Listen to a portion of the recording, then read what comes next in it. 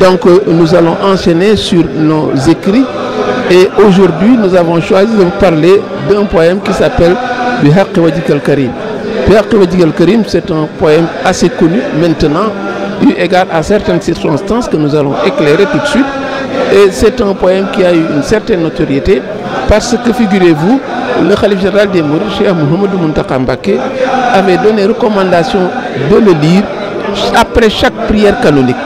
Et ça, c'était du temps de la pandémie de la Covid-19. Et pourquoi ce khasida? Pourquoi pendant la pandémie? Évidemment, la suite du poème va nous le montrer. Et durant donc cela, le contenu va nous édifier sur les raisons pour lesquelles le calife l'avait choisi. Et il faut dire donc que c'est un poème de 7 vers qui n'est pas très long, qui est écrit avec la métrique Rajaz, et un poème donc dont le préambule se présente ainsi. Nous avons 2 aspects dans le préambule, puisque le préambule c'est la prière d'attaque avant d'entamer le poème. Il y a une première partie où le cheikh demande à Allah de le prémunir contre Satan, le maudit. Évidemment, entame ne peut pas être plus judicieuse puisque l'on parle d'un poème qui est là pour solliciter la protection contre les maladies et nous anticipons déjà sur le contenu. Donc, première partie de la préambule, le cheikh demande à Allah de le prémunir contre Satan, 11 billahi minash shaitanir rajim, jusqu'à la fin. Ensuite, dans la deuxième partie, il y a la basmala et ensuite une présentation du contenu ou bien du charisme de ce poème. Parce que dans la deuxième partie du préambule, nous sommes toujours dans le préambule, le cheikh après la basmala dit Abiyatun tahfuzu kulla man hafizaha min al-waba. Quand il dit ces vers, par la grâce d'Allah, préserve quiconque les mémorise contre la pandémie, contre l'épidémie. Et il ajoute ils sont au nombre de 7. Donc, présentation claire. Le contenu, c'est un poème pour se prémunir contre la pandémie. C'est pourquoi le cheikh avait donné recommandation de le lire. Et certaines anecdotes disent que c'était une période de pandémie que le cheikh lui-même l'avait écrit pour que les disciples puissent, n'est-ce pas, se prémunir de cette maladie-là. Et évidemment, la présentation, nous l'avons dit, est très claire. Le cheikh lui-même précise que c'est 7 vers, donc c'est déjà un aspect pédagogique très important à faire ressortir. Alors venons-en au premier vers. Et le cheikh, avant même le premier vers, il ajoute il convient de s'évertuer à les mémoriser pour l'amour d'Allah le Très-Haut. Donc il a donné injonction de lire ce poème et même de le mémoriser. Ces 7 vers, n'est-ce pas, qui constituent ce poème-là. Le premier vers dit ce qui suit.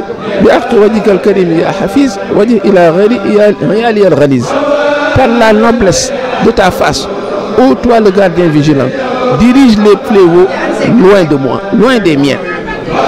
Ensuite, l'objet déjà du poème apparaît. C'est d'éloigner, de bouter d'or, n'est-ce pas, cette pandémie, qu'elle s'éloigne, dit-il, des miens. Il ajoute au vers 2, il a que la pandémie s'éloigne des miens, ô toi qui m'as toujours comblé de pureté. Donc le vers Ali demande de protection, mais également témoignage de gratitude, puisqu'il dit que Allah l'a comblé de la pureté. Et le cheikh réitère dans l'amorce du vers 1, par ta noble face, dit-il, ne dirige pas vers moi les malheurs. Et ce propos est remarquable, puisque ce qui est marquant, le cheikh peut utiliser la forme affirmative, il peut utiliser la forme négative, ne dirige pas ou bien oriente, mais les propos vont toujours dans le même sens. Et c'est un propos qui est destiné à apporter de la variété, mais à demander à Allah. C'est pourquoi lire les poèmes du cheikh sont doublement positifs, sont doublement enrichissants, parce que le cheikh, n'est-ce pas, au-delà du contenu, mais fait une demande de prière agréée par Allah. Ça également, c'est un aspect qu'il faut mettre en évidence. La justesse des propos est déjà un motif suffisant pour avoir de l'espoir par rapport à la demande qui est faite. Et compte tenu maintenant de la charge charismatique, de la baraka qui est liée, qui est incluse dans les propos au regard de celui qui émet ces propos-là. Donc, c'est la preuve. Voilà pourquoi donc le cheikh avait donné recommandation de lire ce poème, de le mémoriser, et le calife avait donné une posologie très claire. de le lire chaque jour après chaque prière canonique. C'est la preuve que c'est une prière ou bien c'est un poème qui a des prolongements bénéfiques et qui peut faire recouvrer sa santé. Et cela rappelle également cette posologie que le cheikh avait donnée dans Matlabul Chifaay quand il disait il faut t'attacher à ce poème le soir comme le matin.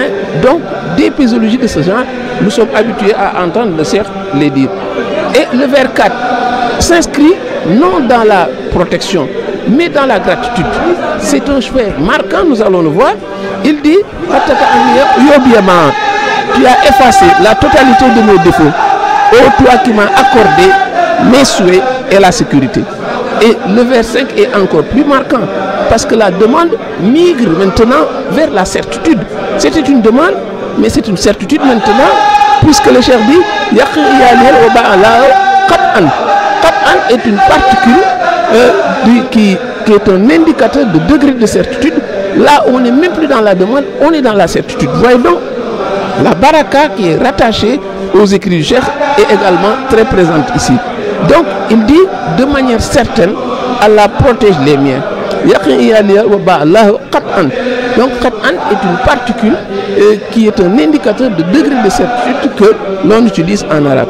Les vers 6 et vers 7 sont encore plus marquants parce qu'il y a une note d'espoir, un optimisme profond qui fait oublier la tristesse des fléaux.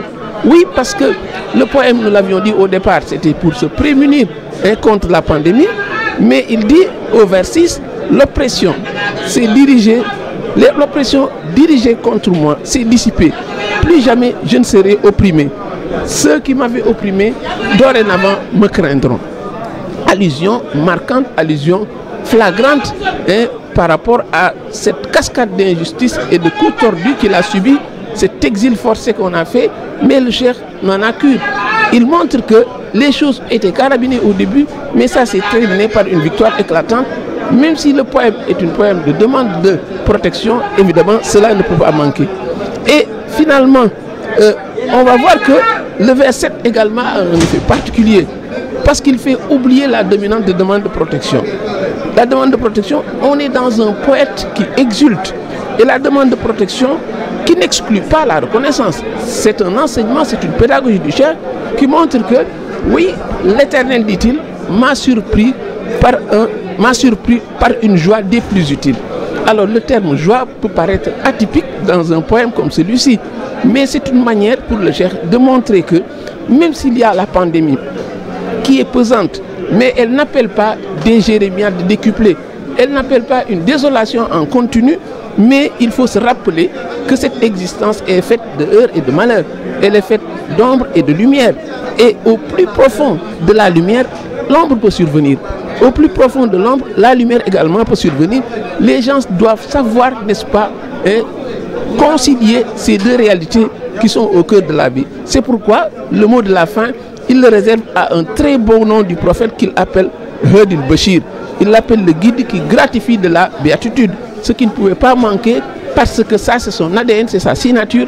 Quelle que soit l'orientation du poème, la louange du prophète ne peut pas manquer parce qu'il avait fait le serment Salatu Sita, Bimati Sita, 6 mois à louer le prophète, 6 mois à prier pour lui. C'est pourquoi ce poème ne peut pas se terminer sans qu'il évoque ce prophète, sans qu'il montre que c'est lui qui est son intercesseur, c'est lui qui le fait courir, c'est lui qui est son espoir. Wassalamu alaikum wa rahmatullahi ta'ala wa barakatuh.